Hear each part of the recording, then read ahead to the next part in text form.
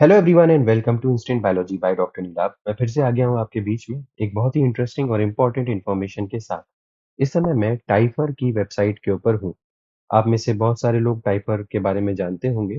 टाइफर टाटा के एक इंस्टीट्यूट है, फुल फॉर्म है Tata institute of fundamental research. और यहाँ पे आई हुई हैं बहुत ढेर सारी पोजीशंस और ये पोजीशंस का नेचर जो है वो परमानेंट है। तो अगर आपने लाइफ साइंस वगैरह या बायोटेक्नोलॉजी, बायोकेमिस्ट्री से पढ़ाई की है या फिजिक्स और केमिस्ट्री वगैरह से पढ़ाई की है या आपने नॉर्मल ग्रेजुएशन भी किया हुआ है किसी सब्जेक्ट से और आपके पास कुछ एक्सपीरियंस है, तो यहाँ पे आप अप्लाई कर सकते हैं। सैलरी बहुत अच्छी है। साइंटिफिक ऑफिसर से लेकर के एडमिनिस्ट्रेटिव असिस्टेंट वगैरह की बहुत सारी पोजीशन है, क्लर्क्स की भी बहुत सारी पोजीशन है। तो आज इन सभी पोजीशंस के बारे में बातचीत करेंगे। वीडियो शुरू करने से पहले हमेशा की तरीके से आपसे एक हम्बल रिक्वेस्ट है। अगर आपको चैनल पे दिया जाने वाला कंटेंट पसंद आता है, तो वीडियोस को ज़रूर लाइक कर दिया करिए और चैनल को ज़रूर सब्सक्राइब करिए। इससे हमें कंटिन्यूअस मोटिवेशन मिलता है कि हम आपके लिए और बेहतर कंटेंट हर बार लेकर के आते रहें। तो वीडियो की शुरुआत करते हैं। सबसे पहले ये लिंक देख लीजिए, ये लिंक डिस्क्रिप्शन सेक्शन में भी आपको मिल जाएगा। इस पे क्लिक करके आप यहाँ पे आ सकते हैं और उसके बाद आप नीचे स्क्रॉल करते हुए जाएँगे यहाँ पे। तो अब एडवर्टाइज़मेंट नंबर यहाँ पे अलग-अलग दिए हुए हैं, जस्ट अ मिनट। अब यहाँ पे applications are invited for various category post tenable at TIFR Mumbai, इस तरीके से ये ऑप्शन एक दिया हुआ है। इसके ऊपर यहाँ पे पीडीएफ का भी ऑप्शन दिया हुआ है और यहाँ पे अप्लाई ऑनलाइन का भी ऑप्शन है। पीडीएफ पे आप क्लिक करेंगे तो एक पीडीएफ ओपन होकर के आ जाएगा और अप्लाई ऑनलाइन पे क्लिक करेंगे तो आप एक नए पेज पे रिडायरेक्ट हो जाएँगे, जहाँ से आप इसका फॉर्म भर सकते हैं। मैंने पीडीएफ पे ऑलरेडी ओपन कर रखा है और यहाँ पे कुछ चीज़ों को मार्क भी कर रखा है, ताकि आपके लिए ईज़ी हो जाए। एडवर्टाइज़मेंट नंबर यहाँ पे याद रखिएगा 2026/6 है। यहाँ पे आप देख सकते हैं कितनी सारी पोज़ीशन आई हुई हैं साइंटिफिक ऑफ़िसर की। ऑब्वियसली ये अलग-अलग डिसिप्लिन्स के लिए आई हुई हैं और साइंटिफिक ऑफ़िसर के लिए पे लेवल 10 फ़ॉलो हो रहा है और पे स्टेज 1 फ़ॉलो हो रही है। 118110 ये आपका रुपीज़ में आपको सैलरी मिलेगी, 7 सीपीसी फ़ॉलो हो रहा है। इसके अलावा जूनियर इंजीनियर की पोजीशन है, फिर साइंटिफिक असिस्टेंट की पोजीशन है, यहाँ पे पे लेवल 6 फॉलो होगा। इसके अलावा एडमिनिस्ट्रेटिव असिस्टेंट की है, यहाँ पर भी पे लेवल 6 फॉलो होगा। सुपरवाइज़र, ट्रेड्समैन, इसके अलावा क्लर्क, इन सभी की पोजीशन है जिसको आप अलग-अलग चेकआउट कर सकते हैं depending upon your area of interest. शुरुआत करते हैं, जैसे कि यहाँ साइंटिफिक ऑफिसर की एक पोजीशन है, यहाँ पे ये बीई, बीटेक वगैरह माँग रहे हैं कंप्यूटर साइंस और रिलेटेड सब्जेक्ट से। यहाँ पे 1.5 से 3 इयर्स का वर्क एक्सपीरियंस भी माँग रहे हैं। नेक्स्ट पोजीशन की तरफ बढ़ते हैं, यहाँ पर भी साइंटिफिक ऑफिसर के लिए बीई, बीटेक, मैकेनिकल इंजीनियरिंग के लिए ये पोजीशन है। अब यहाँ पे थर्ड नंबर की पोजीशन आपके लिए इम्पोर्टेंट है, साइंटिफिक ऑफिसर सी की पोस्ट है, एक पोस्ट आई हुई है अनरिजर्व्ड कैटेगरी की। यहाँ पे आपके पास full time masters degree in science होनी चाहिए और 60% मार्क्स होने चाहिए। और डिग्री जो है वो केमिस्ट्री, बायोकेमिस्ट्री, बायोलॉजी, इंस्ट्रूमेंटेशन और रेलेवेंट डिसिप्लिन में होनी चाहिए। तो ये तो मास्टर्स के बारे में हो गया। अगर आपने बीई, बीटेक कर रखा है, जिसमें कि केमिस्ट्री, बायोकेमिस्ट्री, बायोलॉजी, इंस्ट्रूमेंटेशन और रेलेवेंट डिसिप्लिन, तो इस रेलेवेंट डिसिप्लिन में मेरे हिसाब से बायोटेक्नोलॉजी भी आएगा, लेकिन आप एक बार क्रॉस चेक कर सकते हैं। और यहाँ पे 1 साल का मिनिमम एक्सपीरियंस होना चाहिए एनएमआर स्पेक्ट्रोमीटर को ऑपरेट करने का। तो ये लगभग-लगभग सभी पोज़ीशंस में एक्सपीरियंस मैंडेटरी है, तो आप इसको एक बार चेक कर लें कि आपके पास रिक्वायर्ड एक्सपीरियंस है या नहीं। फिर से नीचे स्क्रॉल करते हुए आएँ, अगली पोज़ीशन मैकेनिकल इंजीनियरिंग की है, इसको ओमिट कर सकते हैं।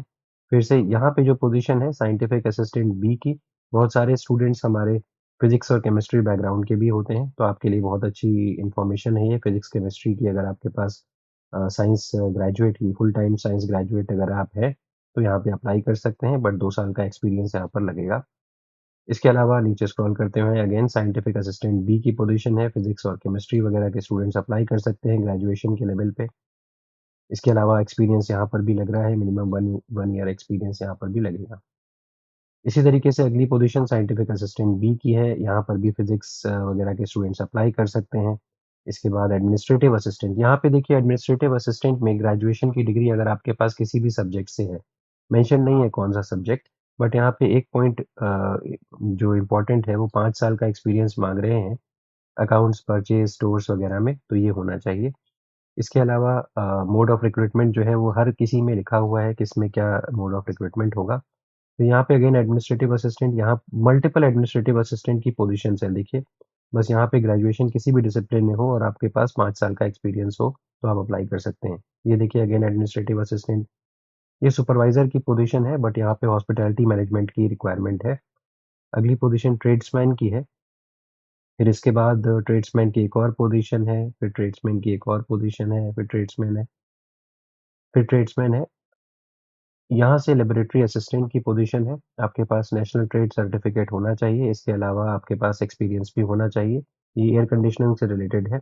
यहाँ से क्लर्क की पोज़ीशन शुरू हो जाती है, आपके पास किसी भी सब्जेक्ट में ग्रेजुएशन की डिग्री है और 1 साल का अगर एक्सपीरियंस है, तो आप अप्लाई कर सकते हैं, परमानेंट पोज़ीशंस हैं सारी की सारी। यहाँ पे देखिए दूसरी क्लर्क की पोज़ीशन और उससे रिलेटेड जो उसका रिज़र्वेशन स्टेटस है, वो भी मेंशन्ड है। अगेन ग्रेजुएशन की डिग्री और उसके अलावा 1 साल का एक्सपीरियंस। फिर ग्रेजुएशन की डिग्री 1 साल का एक्सपीरियंस, फिर क्लर्क की पोज़ीशन है। वर्क असिस्टेंट की भी ये पोज़ीशन है, अगर आपका एसएससी क्वालिफाइड है या एसएससी या इक्विवेलेंट 1 साल का एक्सपीरियंस है, तो आप यहाँ पे अप्लाई कर सकते हैं।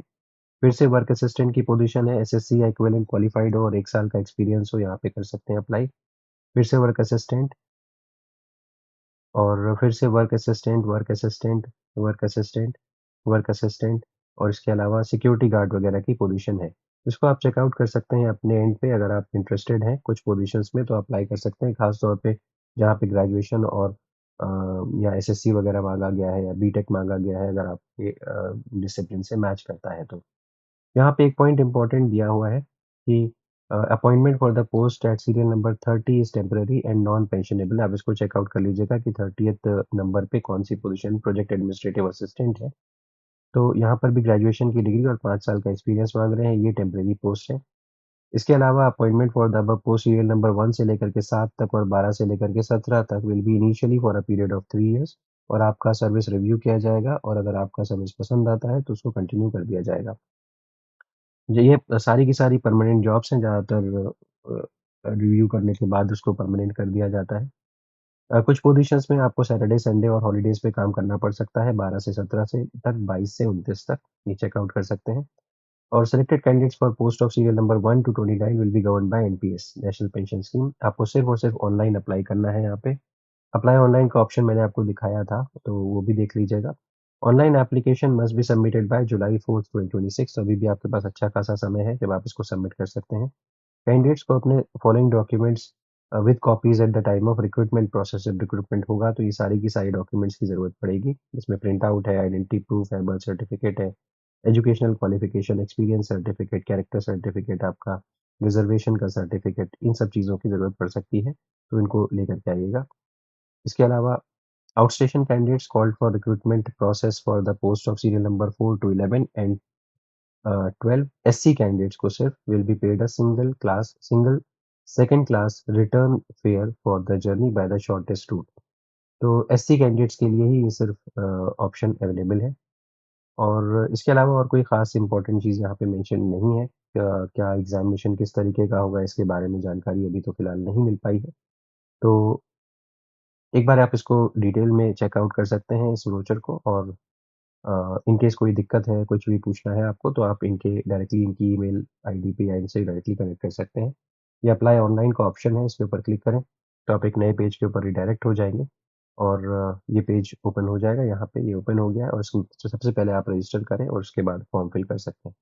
तो उम्मीद है कि ये वीडियो यूज़फुल रहा होगा, वीडियो पसंद आया हो तो ज़रूर लाइक करिएगा, चैनल को सब्सक्राइब करना ना भूलिएगा, बेल आइकन को ज़रूर प्रेस करिएगा और फ्रेंड्स के साथ ज़रूर शेयर करिएगा। Thank you, have a good day.